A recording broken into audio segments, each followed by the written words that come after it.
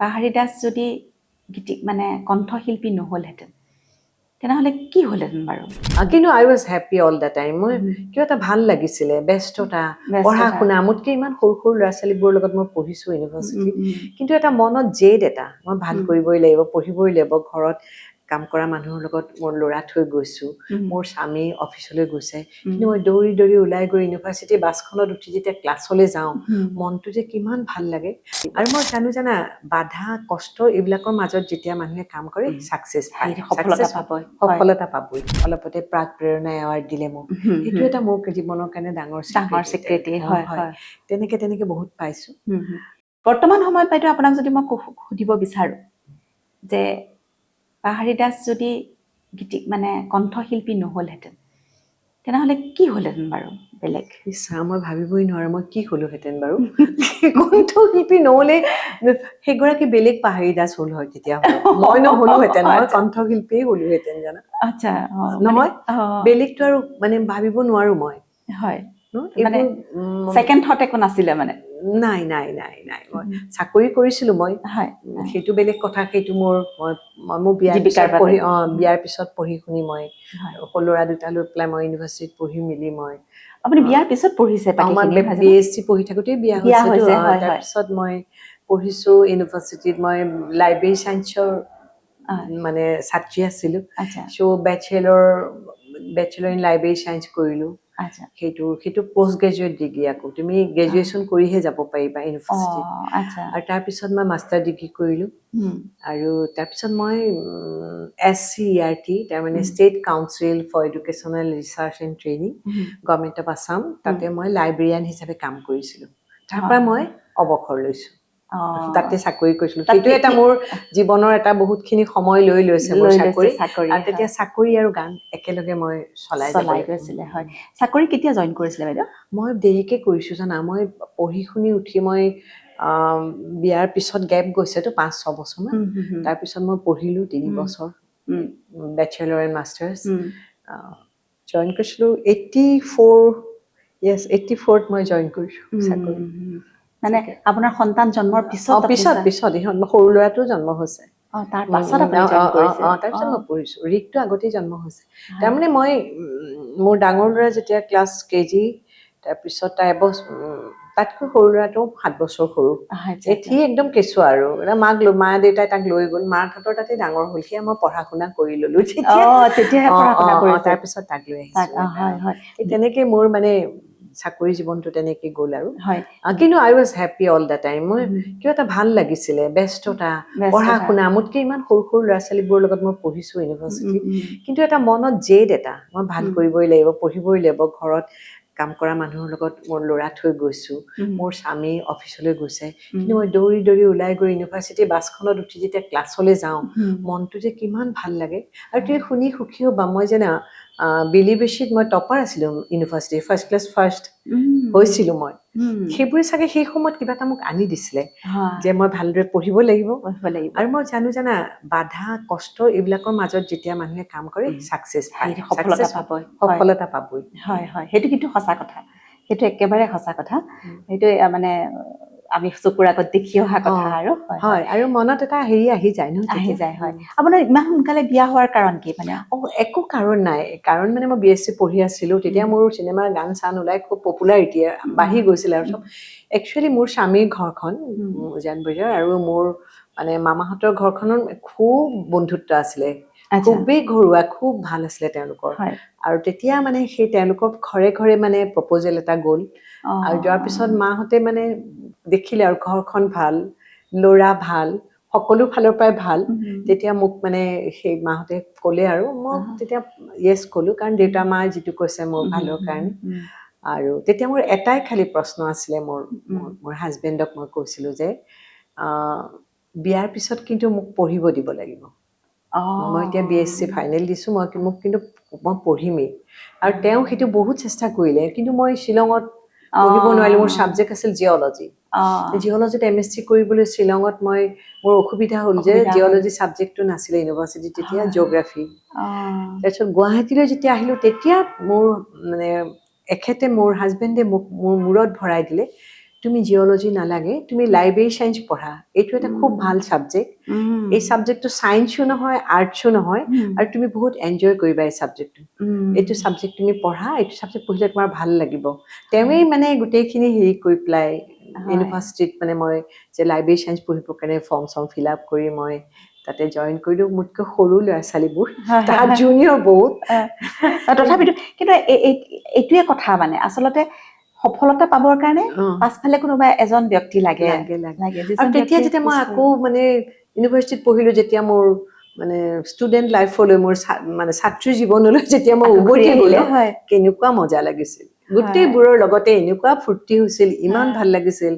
তাৰমানে ইউনিভাৰ্চিটিৰ বাছত আমি দীঘলী পুখুৰী পাৰৰ পৰা যাওঁ নহয়, ইউনিভাৰ্চিটি বাছত গ'লো, মানে ইমান বাছখনত ৰাছ হয়, তোমাৰ বহিবলৈ ঠাই নোপোৱা। তাতে তুমি মানে কোনেও তোমাক চিট এৰি নিদিয়ে দেই। আৰু মই মোৰ বেটছৰ যিখিনি ল'ৰা ছোৱালী আছে, ছোৱালীখিনি বিশেষকে, তাহাঁত সৰু মোতকৈ, আৰু তাহাঁতে মানে ঠেলি হেঁচি যাবলৈ বেয়া পায়। মই আকৌ অকণমান ডাঙৰ নহয়, মই বোলে মোক কোনে একো ক'ব নোৱাৰে, গতিকে মই ঠেলি হেঁচি সোমাই যাওঁ। আৰু সিহঁতে পাহৰিবি দিও মোৰ কাৰণে এটা চিট, চবেই মানে কৈ পঠায়, পাহৰিবি দিও মোৰ বেগটো ৰখ কান্দত, মোৰ কাৰণে চিটটোত থৈ দিব, বেগটো মোৰ চিট ৰিজাৰ্ভ কৰিব।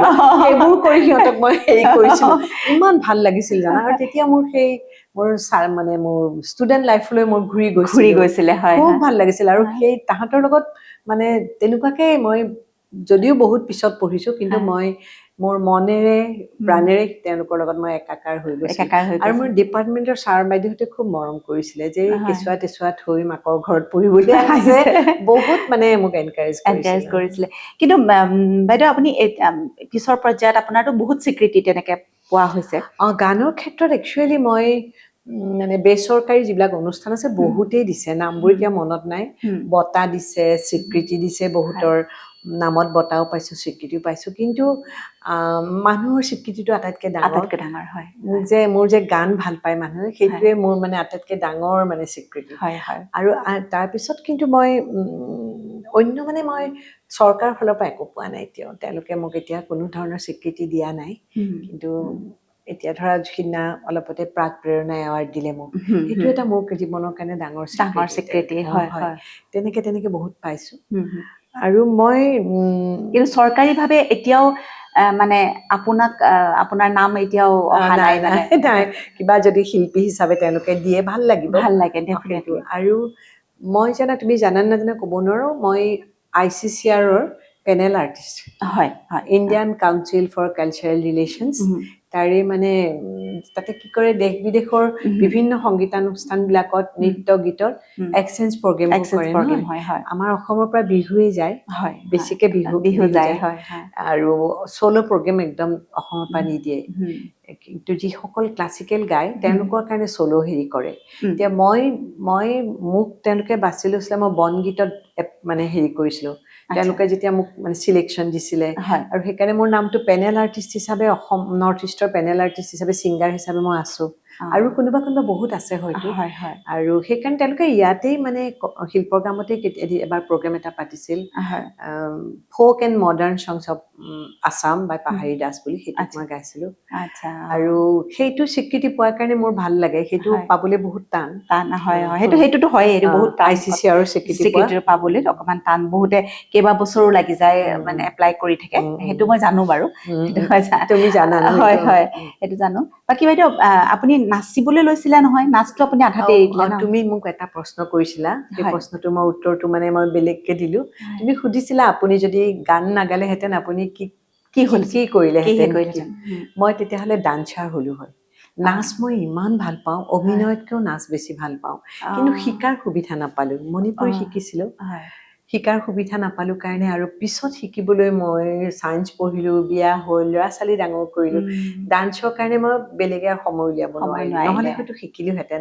আৰু নাচটো মই ইমানেই ভাল পাওঁ, মানে ডান্সৰ যি প্ৰগ্ৰেম হয় ইয়াতে, ক্লাছিকেল প্ৰগ্ৰেমবিলাক, এক্সচেঞ্জ প্ৰগ্ৰেম গুৱাহাটীত হয় নহয়, সেইবোৰ সদায় মই চাবলৈ যাওঁ, সেই মই মিছ নকৰোঁ। হয় মই লাগে নাটকে চাবলৈ নাযাম, কিন্তু মই ডান্সৰ প্ৰগ্ৰেম চাবলৈ যাওঁ। অ আৰু যেতিয়া এগৰাকী ডান্সাৰ ষ্টেজত নাচি থাকে, মোৰ গাত যেন লয়টো আহি গ'ল, অ, তেনেকুৱা লাগি যায়। আচ্ছা খুব ভাল লাগে, খুব ভাল হয় লাগে, হয় খুব এনজয় কৰো জানা। হয় হয় যদি কণ্ঠশিল্পী নহলহেঁতেন তেনেহ'লে এগৰাকী নৃত্যশিল্পী নৃত্যশিল্পী হলহেঁতেন তুমি সুধিছা কাৰণে কলো মনৰ কথা।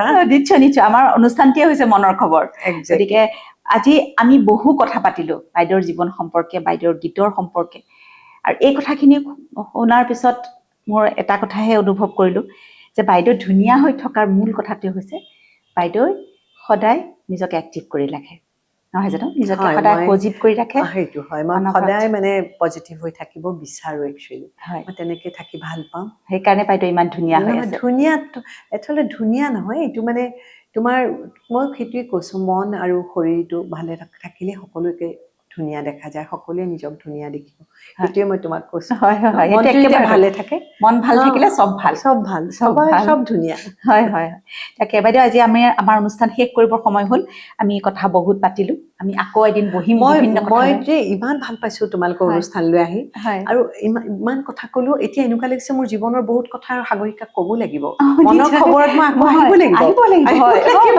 আমি আৰু কথা পাতিম। আমি আজি অনুষ্ঠানটো সময় এইখিনিতে শেষ হৈছে কাৰণে আমি শেষ কৰিছো, কিন্তু আমি আকৌ এদিন বহিম, আমি বিভিন্ন কথা পাতিম, বেলেগ কথা পাতিম। সিদিনা মই ভালকে আকৌ গানো গাম, তোমাৰ পচন্দৰ গান ক'বা। হয় নিশ্চয়, গান গাব।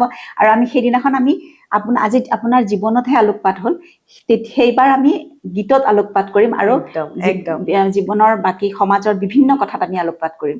সেইবুলি আমি আজি এই অনুষ্ঠানটো এইখিনিতে সামৰিছো। আপোনালোকে চাই কেনে পালে জনাব, আৰু আপোনালোকে কমেণ্ট কৰিব। আন কাৰোবাৰ আপোনালোকৰ প্ৰিয় কোনোবা শিল্পীক যদি আপোনালোকে বিচাৰে চাব, গতিকে কমেণ্ট কৰিব। পাহাৰী বাইদেউৰ লগত আমি আকৌ বহিম, আৰু আপোনালোকৰ যদি কিবা প্ৰিয় গীত আছে তেনেহ'লে কমেণ্ট কৰি জনাব। বাইদেউ যেতিয়া আকৌ পিছৰবাৰ আহিব তেতিয়া আপোনালোকৰ সেই গীত গাব। আজিৰ অনুষ্ঠান আমি এইখিনিতে সামৰণি মাৰিছো। ধন্যবাদ, নমস্কাৰ।